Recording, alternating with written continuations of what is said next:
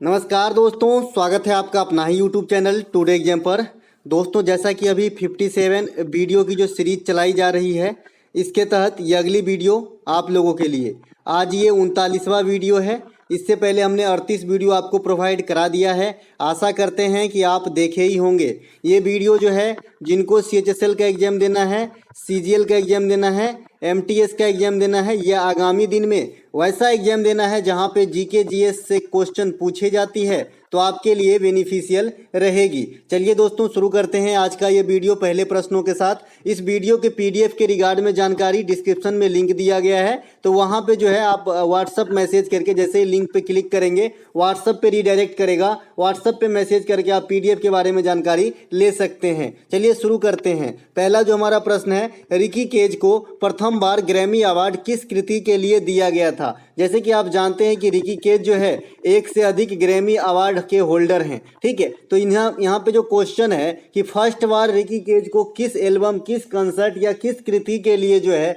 इनको Grammy award दिया गया था? Ricky Kej was given the Grammy award for the first time for which work? तो उनके कौन से वर्क हैं उनके लिए जो है पहली बार इन्हें ग्रैमी अवार्ड से सम्मानित करा गया था? तो इनका नाम है विंड ऑफ समसरा। इन एल्बम के लिए 2005 में जो है इन्हें दिया गया था पहली बार ग्रैमी अवार्ड। 2022 में रिकी केज को ग्रैमी अवार्ड फिर से मिला। ये है आपका डिवाइन टाइट्स, और अभी हाल में भी मिला है रिकी केज को ग्रैमी अवार्ड। तो ये तो झर ही लगा दिए हैं, साउथ से बिलोंग करते हैं, म्यूजिक कंपोजर भी हैं ये। इनके अलावा भारत के लिए पहला ग्रैमी अवार्ड जीतने वाला कौन थे? तो पंडित रविशंकर। ये कब जीते थे? 1968 में। इनके एल्बम का नाम क्या था या कंसर्ट का? वेस्ट मीट्स ईस्ट, है ना। तो इस प्रकार से ध्यान रखेंगे। इनके कीर्ति भी पूछ देते हैं, आजकल एग्जामिनर बहुत चालाक है। ये आपसे पूछेगा कि पंडित रविशंकर साहब पहली बार जो ग्रैमी अवार्ड जीते तो वो किस कृत्य के लिए जीते, क्या उपलब्धि के लिए जीते? तो आप बताएंगे वेस्ट मीट्स ईस्ट के लिए, ठीक है। इसे जरूर ध्यान रखें। भारत के अन्य ग्रैमी अवार्ड होल्डर का नाम जैसे आपके सामने है, जैसे TH विनायक साहब, ये घाटम प्ले करते हैं, आप भी समझते हैं, तो ये भी ग्रैमी अवार्ड के होल्डर हैं, इन है ना। प्लेनेट ड्रम के लिए मिला था इसे। विश्व मोहन भट्ट साहब, ये नेम बाय द रिवर, इनके लिए मिला था। इनके अलावा भी तन्वी शाह हैं, फाल्गुनी पाठक हैं, वगैरह वगैरह बहुत सारे जो हैं ग्रैमी अवार्ड के होल्डर हैं, ठीक है। इसके अलावा जो आपका पहली महिला बनी भारत के लिए ग्रैमी अवार्ड के होल्डर, ये बनी थी तन्वी शाह, तो इन्हें भी ध्यान रखेंगे। तो ये ग्रैमी अवार्ड से सभी जो है बात जरूर ध्यान रखें। बात करें ऑस्कर की, तो ऑस्कर में जो है सबसे पहले भारत के तरफ से भानु अथैया जो है ये कॉस्ट्यूम डिजाइनिंग के लिए ऑस्कर फिल्म अवार्ड जो है प्राप्त किए थे। ऑस्कर प्राइज की शुरुआत 1929 में हुई थी, और पिक्चर के क्षेत्र में ये सबसे बड़ी प्राइज है। और अभी अभी आपके भारतीय सॉन्ग नाटू नाटू जो RRR का जो है आपका सॉन्ग है, इनको मिला है ऑस्कर अवार्ड। तो ये भी हमारे लिए गौरव की बात है। इसके अलावा जो आपका ऑस्कर अवार्ड जो है भारत के लिहाज से, भारत में आप कह सकते हैं कि फिल्म के सेक्टर में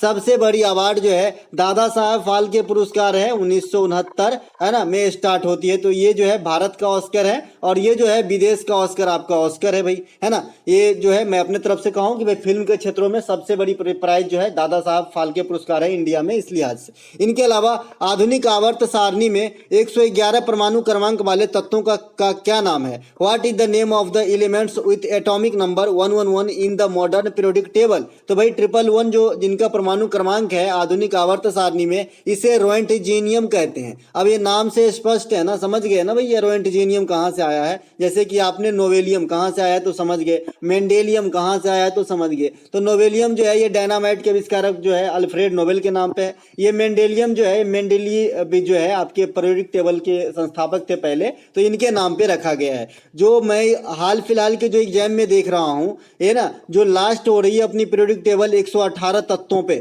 तो यहाँ से थोड़ा सा पीछे यानी 117, 16, 15, 13, 14 इस प्रकार के तत्वों का नाम आपसे डायरेक्ट संकेत के साथ पूछ देते हैं, ठीक है भैया। तो देखते रहिए, क्योंकि अब एग्जाम का समय ज्यादा दूर है नहीं, आप लोगों का जो एग्जाम होने वाला है ना। तो यही पैटर्न को मैं भी फॉलो करके 2-4 दिन आपको सिखाऊंगा। तो परमाणु क्रमांक जो है 102 नंबर नोवेलियम का, 101 नंबर मेंडेलियम का, है ना। इनके अलावा जो आपका परमाणु क्रमांक से तो ये बात हो गई। इनके अलावा आवर्त सारणी से भी कुछ बात कर लेते हैं, हालांकि हमने आपको ये चीज पहले भी बताया है, मैं यहाँ पे जस्ट रिवीजन करवा रहा हूँ। समूह 18 के जो है अक्रिय गैस हैं, यहाँ से जो है बार बार क्वेश्चन आते हैं, इसीलिए इसे पढ़ना बहुत जरूरी है। और इसे अक्रिय गैस के अलावा और नोबेल गैस भी कह देते हैं, ठीक है। तो ये बात भी ध्यान रखेंगे।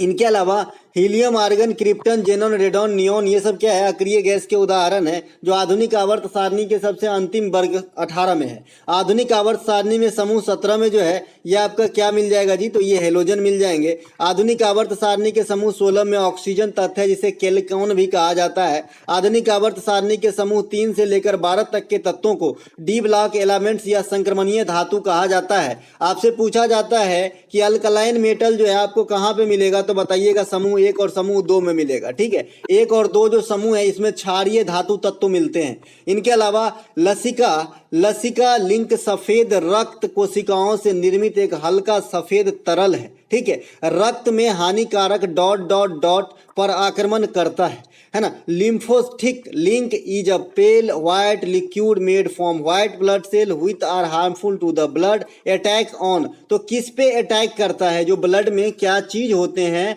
जिस पे हमारा लसिका है ना जो है अटैक करते हैं? तो भैया ये बैक्टीरिया पे अटैक करते हैं। ठीक है, इसके प्रश्नों के ऑप्शन में ये सीपीओ 2021 में आया हुआ प्रश्न है, लेकिन दूसरा भाषा में पूछा गया था। मैं इसकी भाषा को तीसरा कर दिया हूं, तब आपके सामने लाया हूं, क्योंकि ये क्वेश्चन काफी दमदार है भाई, है ना। क्योंकि अगर आपको विषाणु ऑप्शन में दे दे, यानी आपका वायरस दे दे, प्रोटोजोआ दे दे, इसके अलावा बैक्टीरिया दे दे, इसके अलावा कोई एक अन्य ले लीजिए, कवक वगैरह दे दीजिए, फंगी वगैरह दे दीजिए। ठीक है, तो इसमें से आपको बैक्टीरिया को सिलेक्ट करना है। जब भी कहेगा कि भाई जो आपका लिम्फ है, जो आपका श्वेत रक्त कण है, किस पे हमला करता है, तो आप बताइएगा बैक्टीरिया पे। तो यहाँ पे बैक्टीरिया जो है राइट आंसर हो जाएगा।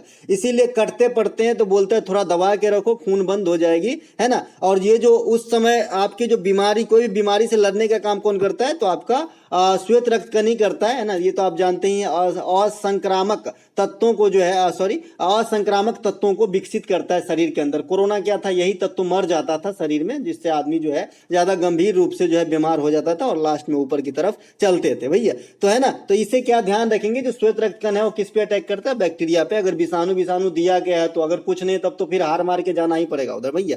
श्वेत रक्त कण का उम्र सीमा जो है 2 से 4 दिन है, कहीं कहीं आपको 2 से 5 दिन भी देखने को मिलेगा। तो जैसा ऑप्शन आएगा वैसा पूजा कीजिएगा। अगर 2 से 4 भी है, 2 से 5 दिन है, तो सटीक आंसर 2 से 5 मारिएगा। ठीक है, ऐसे आपका 2 से 4 रहेगा, 3 से 8 रहेगा, 20 से 120 दिन रहेगा। बहुत दिन जो है हमने भी अटेंड किए एग्जाम, तो इस प्रकार से ऑप्शन रहते हैं। तो 2 से 4 दिन जो है ज्यादा फाइन मारिएगा। ठीक है, इसके अलावा श्वेत रक्त जो है बीमारियों से लड़ने के लिए जाना जाता है। इसके कमी से एक बीमारी होती है जिसका नाम है ल्यूकोपेनिया। क्या नाम है? ल्यूकोपेनिया नामक एक बीमारी होती है ना। और इसके जो ज्यादा हो जाती है तब क्या हो जाती है ना, ब्लड कैंसर हो जाता है। क्या हो जाता है? Blood cancer. ठीक है, जिसे ल्यूकेमिया कहते हैं। तो ये बात भी ध्यान रखेंगे, ये ल्यूकोपेनिया है, इस कमी से होती है, और जो ज्यादा हो जाती है तो इसे ब्लड कैंसर कहते हैं। इसके अलावा श्वेत रक्त कोशिकाओं का निर्माण कहाँ पे होता है? तो अस्थि मज्जा के अंदर ही होता है श्वेत रक्त कोशिका का निर्माण। तो ये बात भी ध्यान रखेंगे। अब ये तो सफेद वाली थी, अब हम लाल वाले पे आते हैं। लाल रक्त कोशिका का जीवन काल की बात करेंगे तो 20 से 120 दिन होती है।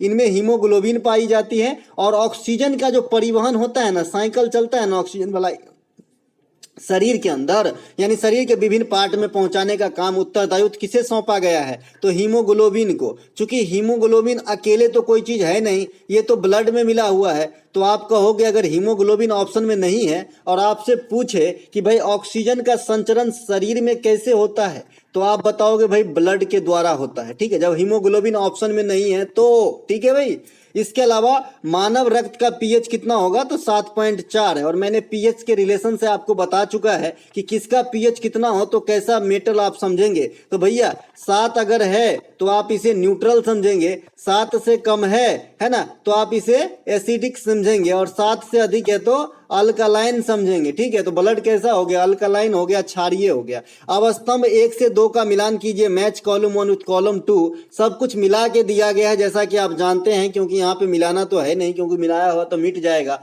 तो पहले ही मिला के दे दिए हैं। हरिजन संघ की स्थापना कब होती है? 1932 में, है ना।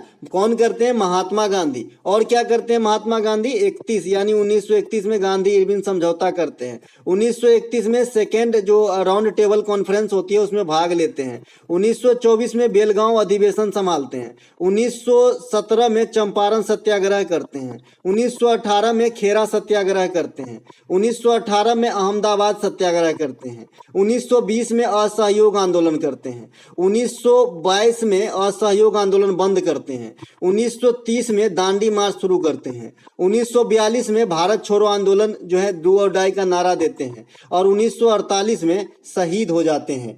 1915 में अफ्रीका से लौटते हैं। 1893 में अफ्रीका जाते हैं, है ना। तो ये है गांधी जी के जुड़े इतने ईस्वियां, जरूर आपको ध्यान होनी चाहिए। गांधी जी फ्री में 2 नंबर आपको एग्जाम में देते हैं भैया, और इन्हीं गांधी जी के लिए जो है सब काम करते हैं हम लोग, पढ़ते लिखते। आजकल का मेन मोटो क्या है भाई? पढ़ लिख के किसी को पढ़ाना? जी नहीं, आजकल का मेन मोटो है पढ़ लिख के अपनी, सबसे पहले अपनी जो है लाइफ सिक्योर करना। ये पहले जैसे गुरुकुल नहीं है कि पढ़ लिख के आदमी दूसरे को ज्ञान देने के लिए पढ़ता था। आजकल जो है कोई भी हो, मैं चाहे कोई जो पढ़ा है, पहले अपनी देखते हैं, ठीक है भाई। तो एक तो गांधी जी के लिए हम सब कर रहे हैं, क्योंकि नोट पे भी गांधी जी और एग्जाम में भी नंबर देते हैं गांधी जी भैया।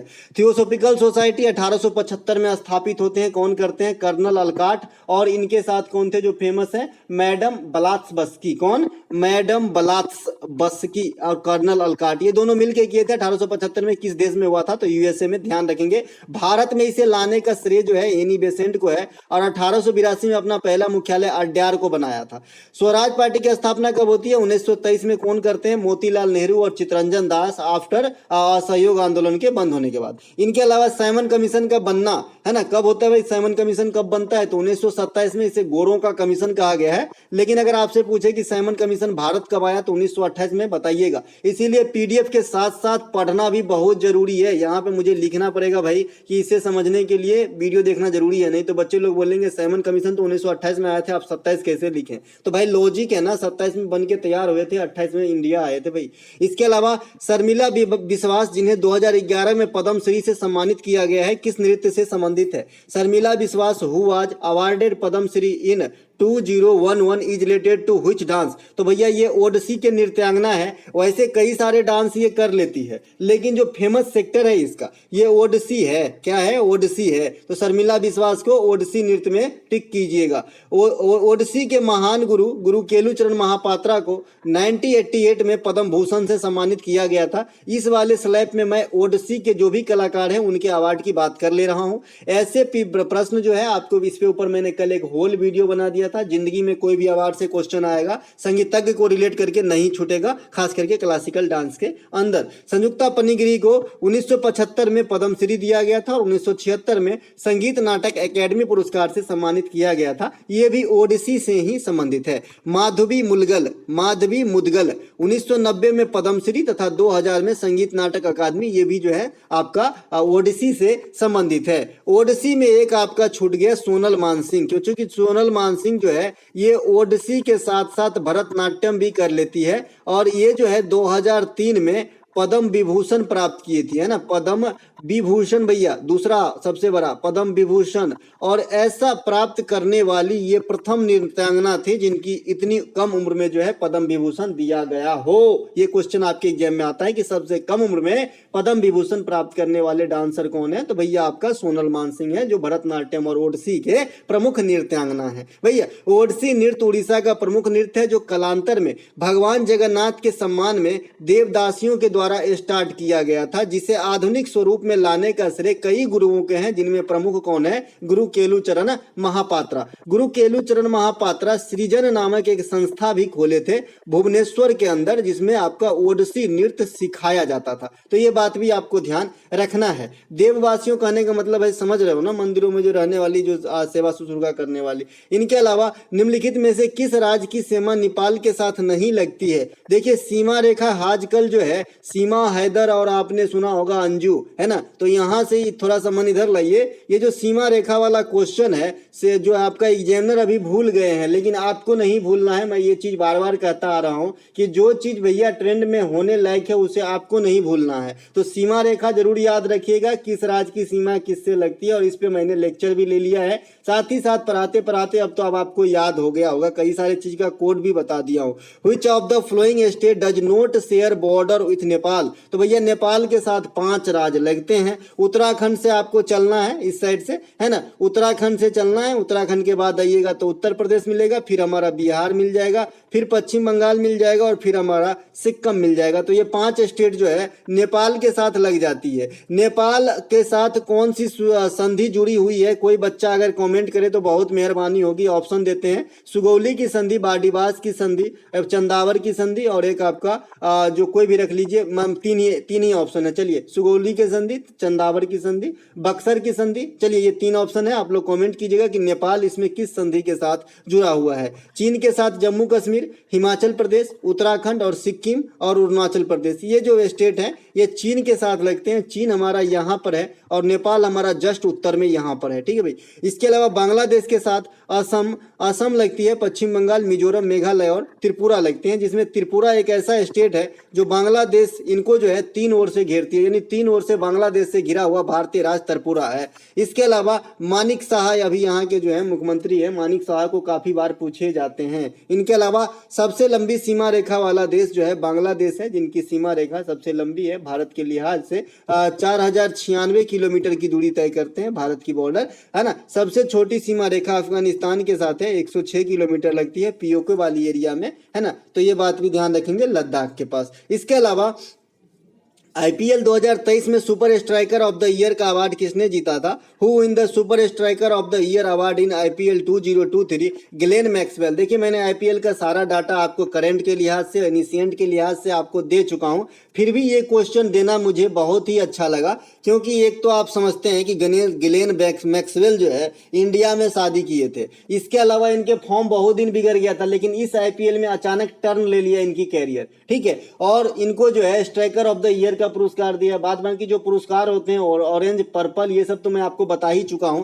फिर से तो चर्च कर लेंगे। तो ग्लेन मैक्सवेल इसका आंसर होगा। पर्पल कैप 2023 के विजेता कौन है? मोहम्मद शमी। तो ये बात भी ध्यान रखेंगे, हाँ, मोहम्मद शमी, सही बात है भाई। पर्पल कैप किसे मिलता है? सबसे अधिक विकेट लेने के लिए। ऑरेंज कैप 2023 ये शुभमन गिल को दिया गया है ना। तो शुभमन गिल को आप जानते ही हैं, अभी अभी जो है कल या परसों जो है काफी अच्छा खेला ये T20 क्रिकेट में, काफी कम बॉल में जो है 75-69 रन बना के आउट हुए थे, है ना। इनके अलावा 2023 वेस्ट इंडीज के खिलाफ भैया परसों, है ना। आईपीएल के विजेता जो हैं, ये वाला करंट वाला 2023 वाला, इनके विजेता सीएसके हैं। और सीएसके जो है मुंबई इंडियंस के टाइम की बराबरी कर लिए हैं जीत के, माही के कप्तानी थी, ठीक है। इनके अलावा सीएसके आईपीएल के प्रथम यूनिकॉर्न टीम है। उपविजेता आपका गुजरात टाइटंस है, जॉइंट्स है, गुजरात जॉइंट्स है, जो आपके पिछले आईपीएल यानी 2022 के विजेता भी है, जहां पे राजस्थान रॉयल को पिछले साल हराया था, ठीक है। आईपीएल में सबसे लंबी व्यक्तिगत पारी की बात करेंगे तो क्रिस गेल के नाम है, जो 176 रन बनाए हैं, 175 रन, माफ कीजिएगा।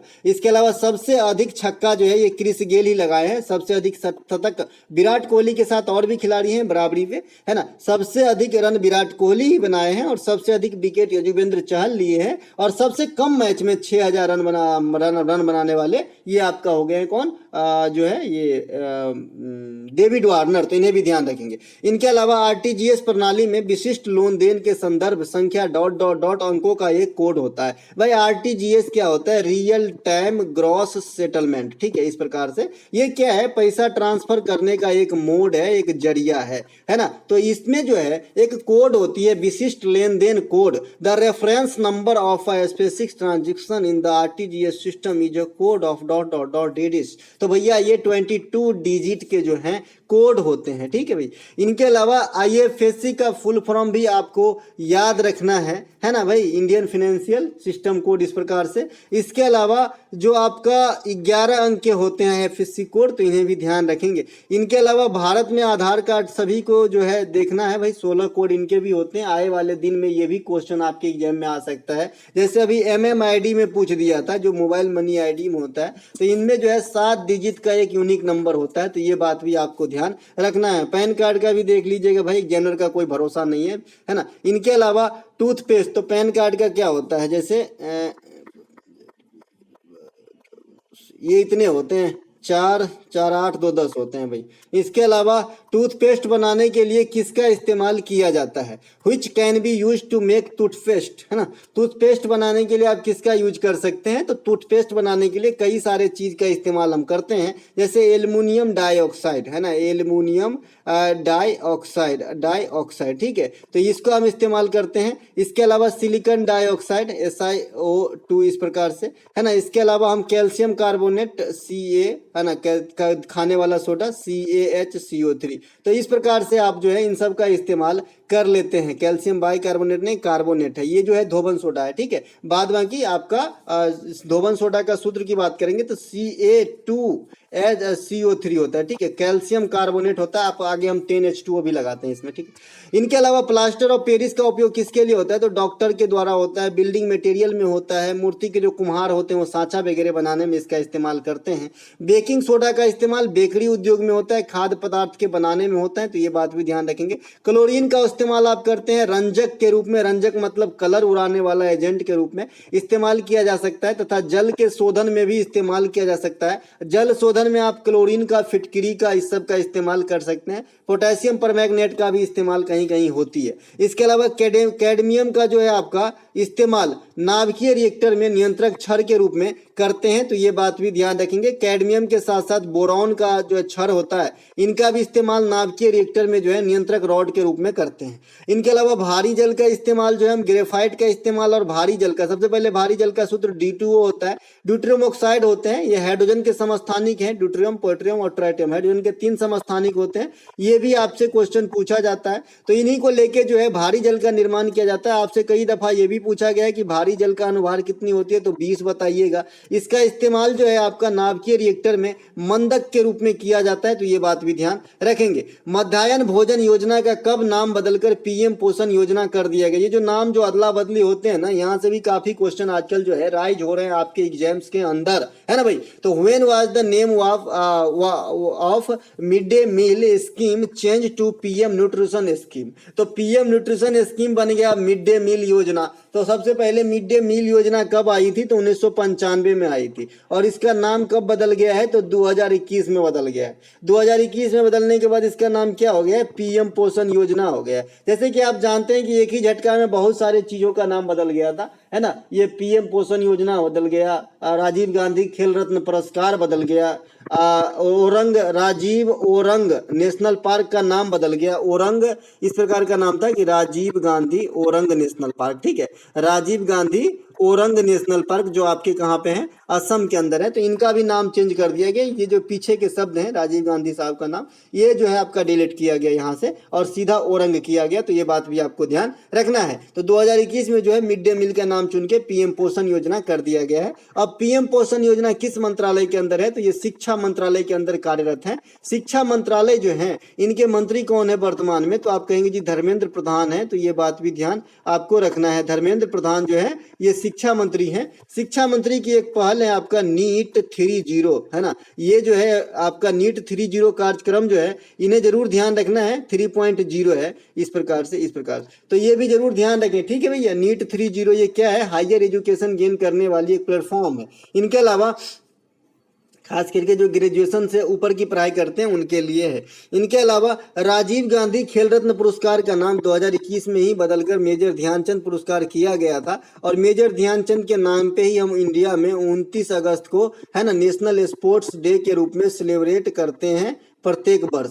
और विश्व स्पोर्ट्स डे कब होती है भाई? तो 6 अप्रैल को हम विश्व खेल दिवस के रूप में मनाते हैं, तो ये बात भी आपको ध्यान रखना है। इनके अलावा कोणार्क के सूर्य मंदिर का निर्माण किस शताब्दी में किया गया था? In which century was the sun temple of Konark built? तो भैया ये 12वीं शताब्दी में बनाए गए हैं कोणार्क के सूर्य मंदिर। आप अंदाजा लगा सकते हैं 850-900 वर्ष पुराने हो गए। इनके अलावा कोणार्क का सूर्य मंदिर कौन बनाए थे भाई? तो गंग वंश के शासक थे राजा नरसिंह देव प्रथम। इनके द्वारा जो है कोणार्क के सूर्य मंदिर, जिसे ब्लैक पैगोडा भी कहा जाता है और यूनेस्को के अंदर शामिल भी है, तो इनको जो है बनवाया गया था नरसिंह वर्मन प्रथम के द्वारा, जो किस वंश के शासक थे, तो गंग वंश के। देखिए नरसिंह वर्मन के नाम से जो है, नरसिंह देव के नाम से, नरसिंह के नाम से बहुत शासक है, नरसिंह वर्मन है, नरसिंह देव है ना, तो नरसिंह वर्मन प्रथम है, सेकंड है, तो कंफ्यूज नहीं होना है, ये गंग वंश के शासक है, इनका नाम है नरसिंह देव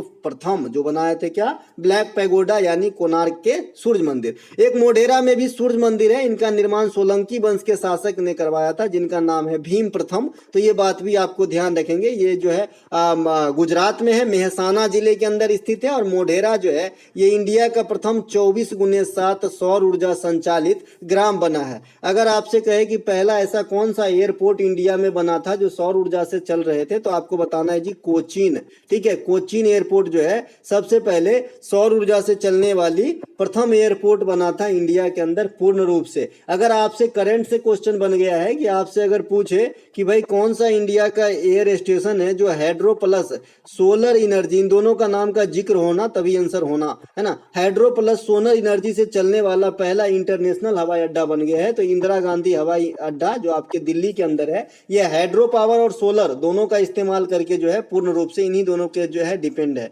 इसके अलावा भैया प्रसिद्ध खजुराहों के मंदिर का निर्माण जो है चंदेल शासकों ने किया था। इसके अंदर जो है कंदरिया महादेव के मंदिर जो है आपके कहाँ पे है, चोल शासक द्वारा निर्मित खजुराहों के मंदिर के अंदर ही है, चोल नहीं चंदेल, माफ कीजिएगा, चोल तो साउथ में थे भाई, विजयालय थे उसके संस्थापक। ठीक है भाई। इसके अलावा भारत का दिलवारा का जैन मंदिर जो है ये माउंट आबू में निर्माण किए थे बिमल शाह के द्वारा। ये मैं करेक्शन कर दूंगा, नहीं तो दिलवारा से ये दिलवाला हो जाएगा तो बहुत दिक्कत होगा भाई। इनके अलावा 2011 में जनगणना के अनुसार देश के कृषि क्षेत्र में लगे हुए श्रम शक्ति का प्रतिशत क्या है। बहुत ही अच्छा उच्च क्वालिटी की क्वेश्चन है, जब तक 2021 की जनगणना की डाटा रिलीज नहीं होती है ये आपके एग्जाम में मिलेंगे, आपसे दर्शन करते रहेंगे। According to the 2011 census, what is the percentage of the labour force engaged in the agriculture sector in the country. तो ये भाई 54.6% आबादी जो है लगभग कृषि सेक्टर में जुड़े हुए हैं जनगणना 2011 के अनुसार। तो ये बात आपको ध्यान रखना है ना। इसके अलावा 2011 में कृषि श्रमिकों की संख्या कितनी थी, तो 58.2% थी। तो ये बात भी ध्यान, 2001 में माफ कीजिएगा पिछला जनगणना, तो फिर जो 2011 में हुआ तो घटा है, अब 2021 में होगा तो आप क्या अंदाजा लगा रहे हैं, ये 50 के नीचे आएगा कि नहीं आएगा, आप लोग मुझे कमेंट कीजिएगा।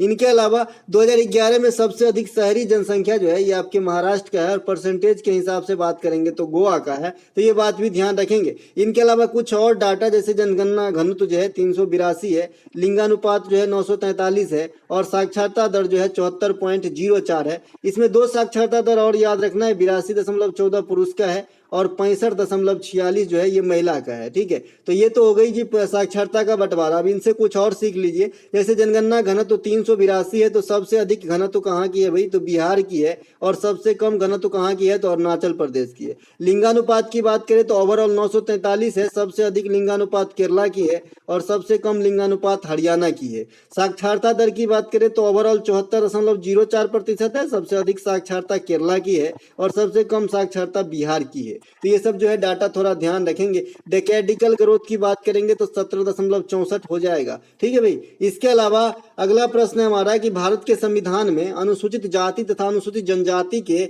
लोकसभा में सीटों का आरक्षण किस अनुच्छेद के द्वारा तय किया गया है। In which article the reservation of seats in the Lok Sabha of the scheduled caste and scheduled tribes has been fixed in the constitution of India. तो आर्टिकल 330 में इस प्रकार के प्रावधान किए गए हैं जो हमारे देश में है ना लोकसभा के अंदर है ना SC ST के जो परसेंटेज रखे गए हैं कि भाई ये परसेंटेज में इन्हें फिल करना है, तो ये प्रावधान आपको कहां देखने को मिलेगा, तो आर्टिकल 330 के अंदर देखने को मिलेगा। आर्टिकल 331 जो है ये क्या है, हालांकि अब तो इसकी कोई इस्तेमाल ही नहीं है, निर्सित है आपका 331, 231, 31 आर्टिकल ये सब निर्सित है, समझ लीजिए इसका कोई इस्तेमाल नहीं है। कैसे इस्तेमाल नहीं है आइए थोड़ी सी समझ लेते हैं एक एक बात को भैया। आर्टिकल 331 क्या था कि इसके तहत लोकसभा में 2 आदमी को, कितना आदमी को, दो आदमी को। ये कौन डिप्यूट करते थे? राष्ट्रपति। ये एक वंशानुगत था, ठीक है भाई।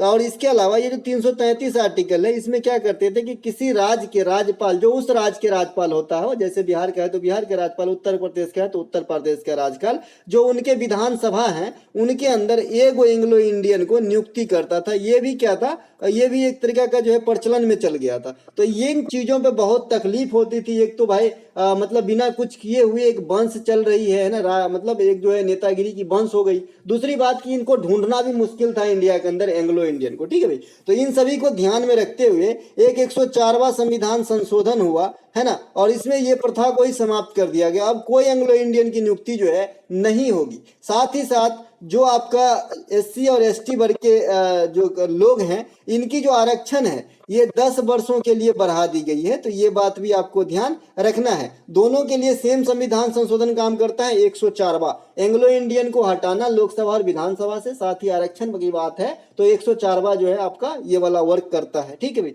तो ये दोनों ध्यान रखेंगे। अब हमने कहा कि 31 भी निर्सित है, तो ये कैसे निर्सित है? आपने सुना होगा 44वां संविधान संशोधन 1978, ठीक है। इसमें क्या हुआ था कि संपत्ति के अधिकार को जो है मौलिक अधिकार के श्रेणी से हटा के ये इनको विधिक अधिकार बना के आर्टिकल 300 के में रखा गया था। तो चूंकि संपत्ति के अधिकार पहले फंडामेंटल राइट के अंतर्गत था, तो फंडामेंटल का राइट के जो आर्टिकल है ये 12 से 35 के बीच में है, तो 31 में पहले संपत्ति को रखा गया था। जब यहां से ये हटा तो अब से लेके ये जो है खाली है, झोला बन गया है। इनके अलावा अनुच्छेद 338 अनुसूचित जाति है ना, लिफाफा बन गए, मतलब उसमें कुछ है नहीं। अनुच्छेद 338 अनुसूचित जाति से संबंधित है, तो ये बात भी ध्यान रखेंगे। अनुच्छेद 338 के एक अनुसूचित जनजाति से संबंधित है, तो ये बात भी ध्यान रखेंगे। अनुसूचित 338B के जो है ये आपका अतिरिक्त पिछड़ा वर्ग, जो आज के जो एग्जाम चल रही है अभी CHSL, इसमें पूछा गया था कि OBC से संबंधित जो कौन से संविधान संशोधन है,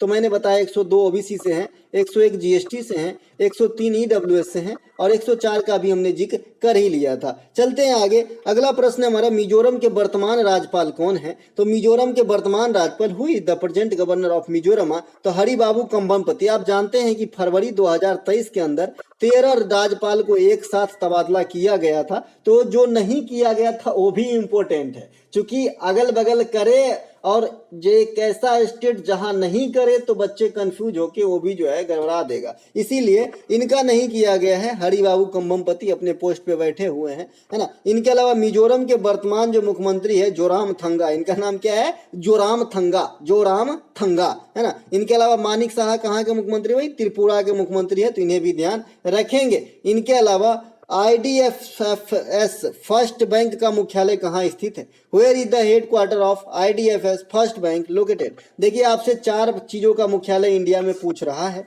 एक तो आपका नाबार्ड का पूछ रहा है, इंडिया मतलब आपके एग्जाम में भाई, एक नाबार्ड का, एक RBI का पूछ रहा है, एक AU माइक्रो फाइनेंस बैंक का पूछ रहा है, एक आपका बंधन बैंक का पूछ रहा है ना, बंधन बैंक का, और एक आपका महिला आयोग की मुख्यालय पूछ रही है ना भाई। ये सब जो है आपके एग्जाम में आ रहा है। ये जानते हैं ना कि मैं कोई भी बात ऐसे ही नहीं बोल देता हूँ, जो सही रहता है तभी भी बोलता हूँ। चूंकि आप मेरे पे विश्वास करते हैं तो आपके सामने मैं कुछ भी नहीं परोसूंगा भैया, आपके सामने वही परोसूंगा जो काम आता है। और जब आप लोग इस फोन करके कहते हो या फिर मैसेज के थ्रू कहते हो कि बहुत ज्यादा काम आया बहुत कम दिनों में, तो बड़ा ही दिल बाग बाग होता है। और इस खुशी के लिए मैं बहुत चीज कुर्बान करता हूँ, एकदम ईमानदारी से बोल रहा हूँ भाई, ठीक है भाई। तो ये जो है आपके इतने चीजों का हेडक्वार्टर पूछा जाता है, तो इन सब का थोड़ा सा ध्यान रखेंगे। IDFS फर्स्ट बैंक का जो हेडक्वार्टर है ये आपका मुंबई में है। इनकी स्थापना 2015 में करी गई थी। और जो मुंबई इंडियंस है ना, IPL के टीम, इनके जो है पर्सनल बैंक, मतलब पर्सनल क्या, इनके लेखा जोखा वाला बैंक इन्हें बनाया गया अभी हाल में। तो करंट अफेयर से ये भी क्वेश्चन आपके एग्जाम में कहीं ना आ जाए, ठीक है। इस बैंक को इंफ्रास्ट्रक्चर डेवलपमेंट फाइनेंस कंपनी और कैपिटल फर्स्ट, इन दोनों का जब विलय हुआ तो ये बन गए IDFC फर्स्ट बैंक। समझ रहे हैं, इन्हीं में से वर्ड को काटा गया है, IDFC फर्स्ट बैंक, ठीक है। इन दोनों को विलय से बना है। जैसे आपने कोटक महिंद्रा जो बैंक है, ये पहले बैंक नहीं था, ठीक है, बाद में बना है बैंक, समझ रहे हैं ना। तो ऐसे ही इनके अलावा AU स्मॉल फाइनेंस बैंक का स्थापना जो है 1996 में हुआ था। लेकिन 2007 में ये बैंकिंग का काम देखने लगा। पहले ये भी एक कंपनी के रूप में स्थापित हुए थे और इनका मुख्यालय जयपुर के अंदर है, राजस्थान पिंक सिटी के अंदर स्थित है। इनके अलावा नाबार्ड का मुख्यालय कहाँ पे, मुंबई के अंदर 1982 में स्थापना होती है। कृषि सेक्टर की सबसे बड़ी लोन मुहैया कराने वाले संस्था है। इसकी जो है आपका स्थापना शिवरामन समिति की अनुशंसा पे किया गया था। उड़ीसा में विख्यात पट चित्रकला किस भगवान को समर्पित है, to which the famous oil painting in Odisha dedicated. तो भाई उड़ीसा में जो है भगवान जगन्नाथ को समर्पित है आपका पट चित्र, है ना। मैंने बताया था एक आपका मिथिला पेंटिंग होता है, मिथिला पेंटिंग जो है ये विश्व प्रसिद्ध है, ये बिहार का है। एक मैंने बताया था एक सोहराई खोबर पेंटिंग होता है, ये झारखंड की पेंटिंग है। एक मैंने आपको बताया था एक रंगोली होती है, ये महाराष्ट्र में होती है। एक मैंने आपको बताया था बर्ली पेंटिंग होता है, ये भी महाराष्ट्र के अंदर होता है। एक मैंने आपको भित्ति चित्र या पट्ट चित्र बताया था, तो उड़ीसा का है, जो इस क्वेश्चन का आधार है भाई। तो ये जो है भगवान जगन्नाथ को जो है समर्पित है आपका जो है क्या बोल रहे हैं, है ना, ये जो बोल रहे हैं बाल पेंटिंग उड़ीसा के अंदर, तो किसको समर्पित है, भगवान जगन्नाथ को। इसके अलावा भगवान जगन्नाथ के नाम पे जगन्नाथ रथ यात्रा भी निकाली जाती है। उड़ीसा के जो अंदर है आपको धनु यात्रा त्योहार है, नौखाई त्योहार है ना। इसके अलावा धनु यात्रा, नौखाई, नवकलेश्वर, गोटीपुआ, ये सब उड़ीसा में हो जाएगा। सतकोसिया जरूर याद रखिएगा, आजकल की एग्जामिनर की पहली पसंद है। सतकोसिया जो रिजर्व है ये आपके कहाँ पे है, उड़ीसा के अंदर स्थित है। इनके अलावा मेदराम यात्रा, ये तेलंगाना का प्रमुख त्योहार कहिए, मेला कहिए, जो एशिया का सबसे बड़ा जनजातीय उत्सव मेला है। इसमें कौन सी जनजाति के लोग भाग लेते हैं, कोया जनजाति के लोग भाग लेते हैं। यह भारत का दूसरा सबसे बड़ा मेला है। तब आप विवादास्पद क्वेश्चन यहाँ पे क्यों कर रहे हो सर, एक बार आप बोले हो कि एशिया का सबसे बड़ा जनजातीय उत्सव है, फिर आप बोल रहे हो कि भारत का दूसरा सबसे बड़ा मेला है, तो भाई एशिया से तो छोटा ही है भारत, तो ऐसे क्यों कर रहे हो सर। तो यहाँ पे ये जनजातीय शब्द जो लगी है ना, इसके लिए भाई ऐसा टर्म है कि जो एशिया में सबसे बड़ी जनजातीय उत्सव है, इस जनजातीय शब्द को काट दीजिए तो ये भारत का दूसरा सबसे बड़ा मेला है कुंभ मेला के बाद, राइट। तो ये बात भी ध्यान रखेंगे। इनके अलावा ये कोया जनजाति के द्वारा 4 दिनों तक मनाया जाता है, ठीक है भाई। इनके अलावा बोनालू और बतुकम्मा भी ध्यान रखिएगा, और इन दोनों के देवी देवता को भी ध्यान रखिएगा, जो आपके तेलंगाना में ही मनाए जाते हैं, बनालू और बतुकम्मा। बतुकम्मा में गौरी का और बोनालू में काली की पूजा होती है। मैड्रिड स्पेन मास्टर 2023 के पुरुष एकल के विजेता कौन है, who is the winner in the men's single of Madrid Spain master 2023। तो भैया ये केंटा निशिकिमोटो है ना, इसका नाम ही ऐसा है, केंटा निशिकिमोटो, ये मैड्रिड स्पेन मास्टर 2023 के विजेता हैं, है ना। ये किस चीज की प्रतियोगिता है भाई, ये तो बैडमिंटन की प्रतियोगिता है। मैड्रिड मास्टर 2023 के महिला एकल के विजेता ये जॉर्जिया मैरिक्सको है। उप विजेता पीवी सिंधु है, ये उप विजेता बनी है, इसीलिए क्वेश्चन पूछे जा सकते हैं। रंगभूमि ए एरिना ऑफ लाइफ के लेखक कौन है ना, रंगभूमि अखाड़ा जिंदगी की, who is the author of रंगभूमि अ एरेना ऑफ लाइफ, ये मुंशी प्रेमचंद्र की अमर गाथाओं में से एक है। प्रेमचंद्र की अन्य पुस्तक की बात करेंगे तो गोदान है, कफन है, ईदगाह है, पूस की रात है, नमक का दरोगा, बूढ़ी काकी, शतरंज के खिलाड़ी, ईटीसी। मैंने पर्सनली आपको बताना है कि ये जो आपका गोदान है, ये जो आपकी कफन है, ये जो आपकी बूढ़ी काकी है, ये तीनों को मैं करीब 10-10 बार देखा हूं, और जब भी आप देखोगे आपके आंख से आंसू नहीं रुकेंगे, ठीक है। अगर आप एक सही में इंसान हो तो भाई आंसू तो नहीं रुकेंगे। ये वाला अगर आप देखोगे तो यूट्यूब पे अवेलेबल है। मैं कहूंगा जब आप एग्जाम दे लो, कभी फुर्सत में एक आध दिन जरूर देखना, काफी ज्यादा जो है आपके अंदर मानवता की भावना जागृत होती है, ऐसा दर्शाया गया है इसमें, ठीक है। इनके अलावा मालगुडी डेज के लेखक, है ना। इसके अलावा स्वामी और उनके दोस्त और गाइड के लेखक, इंग्लिश टीचर के लेखक, ये सभी के सभी आर.के. नारायण हैं। आज हम इसमें भारतीय लेखक के जो लेखक हैं पुराने, उनकी जो है वर्णन कर रहे हैं। इनके अलावा पंचतंत्र, ये विष्णु शर्मा के द्वारा लिखा गया है, ये एक दंत कथा है। इनके अलावा गोरा, गीतांजलि, द गोल्डन बोट, डाकघर, ये सब रविंद्रनाथ टैगोर साहब गुरुदेव की अमर कीर्ति हैं, इन्हें भी ध्यान रखेंगे। आपसे पूछा जाता है कि रविंद्रनाथ टैगोर ने जालियांवाला हत्याकांड से क्षुब्ध होकर कौन सी उपाधि लौटा दी थी, तो आप बताएंगे जी नाइटहुड।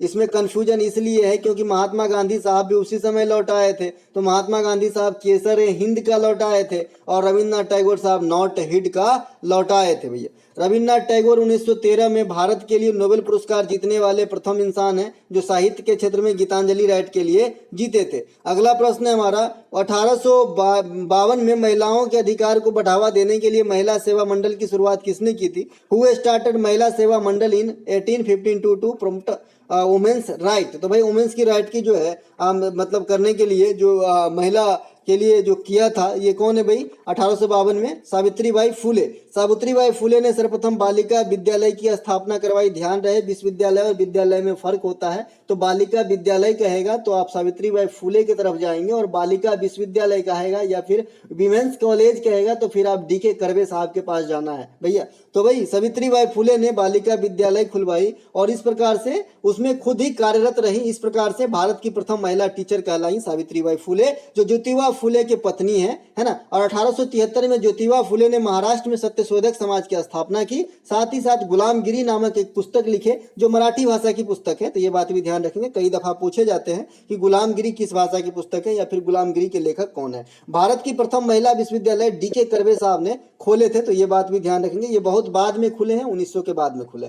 इनके अलावा बेकिंग सोडा को गर्म करने पर कौन सी गैस रिलीज होती है? Which gas is released when baking soda is heated? तो ये CO2 गैस आपका कार्बन डाइऑक्साइड निकलेगा, है ना। गर्म कीजिएगा तो भी CO2 निकलेगा, और बेकिंग सोडा में अगर आप जल डालते हैं तो भी CO2 ही निकलेगा, ठीक है भाई। इसके अलावा जो ठंडे पेय पदार्थ होते हैं उनकी अगर आप बोतल खोलो तो इनसे भी CO2 निकलते हैं, ठीक है। तो ये बात भी ध्यान रखेंगे। NaHCO3 आप जानते हैं किसकी सूत्र है? सोडियम बाइकार्बोनेट यानी खाने वाला सोडा या फिर बेकिंग सोडा का सूत्र है। जब इस पे हीट डालते हैं, गर्म करते हैं, तो ये जो है Na2CO3 plus CO2 carbon dioxide मुक्त हो जाते हैं और जल एक अलग उत्पाद बनते हैं। और आपका इसका ये किसका सूत्र हो गया? तो ये सूत्र हो गया जी आपका धोने वाला सोडा का। तो अगर आपसे कोई पूछे कि खाने वाले सोडा को गर्म करेंगे तो क्या पैदा होगा, तो बताइएगा धोने वाला soda plus carbon dioxide plus जल की निर्माण हो जाती है। ये समीकरण अपने दिमाग में छाप लीजिए, आने वाले समय में ये भी क्वेश्चन आपसे राइज किया जा सकता है और कई दफा 2 करोड़ बार पूछे जा चुके हैं। बेकिंग सोडा को जल में डालने पर भी कार्बन डाइऑक्साइड निकलती है, जैसे कि बताया।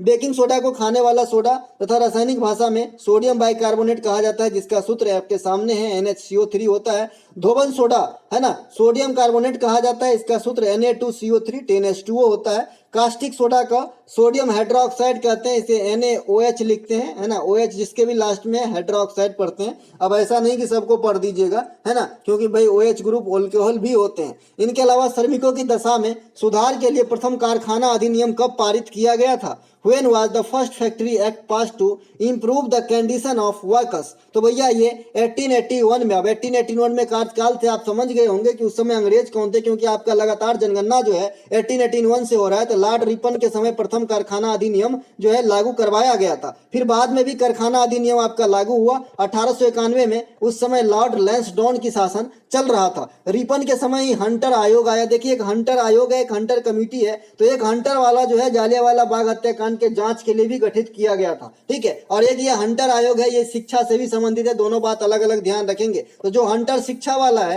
ये 1882 में आया था। अल्बर्ट बिल 1883-84 में आए थे। ये क्या था भाई, जो भारतीय के जो न्यायाधीश है उनकी सुनवाई, उनको पास एक अधिकार देना कि भाई ब्रिटिश नागरिक का भी सुनवाई करे। लेकिन ये विवादास्पद रहा और बाद में इस बात को ड्रॉ कर लिया गया। तो अल्बर्ट बिल भी आपके पास जो है रिपन के पास ही मतलब समय ही आया था। IIT मद्रास में वायु प्रदूषण की निगरानी करने के लिए कम लागत वाला मोबाइल उपकरण विकसित किया गया है। इसका क्या नाम दिया गया है? What is the name of the low cost mobile device developed at IIT Madras to monitor air pollution? तो जो एयर पोल्यूशन को मॉनिटर करने के लिए IIT मद्रास के द्वारा विकसित किया गया, इसका नाम दिया गया प्रोजेक्ट कटरू। क्या? प्रोजेक्ट कटरू। भैया IIT मद्रास के द्वारा जो भी निकाले जाते हैं आपके एग्जाम में छपते हैं। जैसे मैंने इससे पहले आपको बताया था कि IIT मद्रास ने देसी एंड्रॉयड वर्जन और सस्ता एंड्रॉयड वर्जन बारोस का जो है आविष्कार किया है, और ये आपका CGL में पूछा गया था। तो ये भी क्यों नहीं पूछा जाएगा। इसके अलावा ये इस वीडियो का लास्ट क्वेश्चन था। अगर आपको अच्छा लगे तो लाइक जरूर करें। इसके जो PDF है